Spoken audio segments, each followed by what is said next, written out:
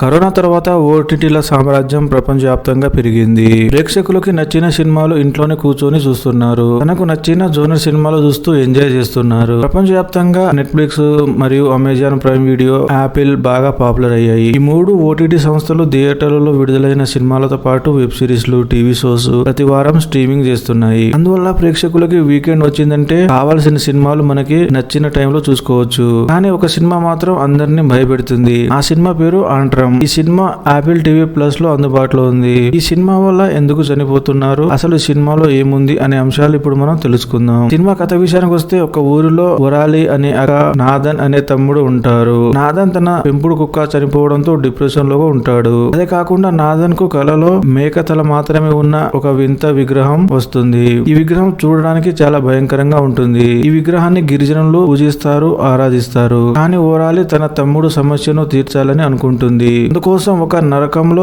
ఎలా వెళ్లాలో అనే ఒక పుస్తకాన్ని తీసుకొని అడవులోకి వెళ్తుంది. కానీ అక్కడ మాత్రం ఈ అడవులోకి వచ్చిన వాళ్ళు తిరిగి వెళ్ళలేరు అనే చెట్టుపై రాసి ఉంటుంది. కానీ వీళ్ళిద్దరూ ముందుకు అడవులోకి వెళ్తారు. ఆ తర్వాత ఏం జరిగింది అనేది మిగతా కథ. ఈ నరకంలోకి వెళ్లాలంటే 5 లెవెళ్లను దాటి వెళ్లాల్సి ఉంటుంది. ఇదే కథతో 1979 లో సినిమా వచ్చినప్పుడు దాదాపు 60 మంది చనిపోయారు. ఈ విషయాన్ని చిత్ర యూనిట్ చెప్పారు. సరికొత్త హర్రర్ సినిమా ప్రేక్షకులను చివరి వరకు భయపెడుతుంది. హర్రర్ సినిమాలు ఇష్టపడే వారికి ఈ సినిమా బాగా నచ్చుతుంది. ఒకసారి చూడడం మొదలు పెడితే చివరి వరకు చూస్తారు.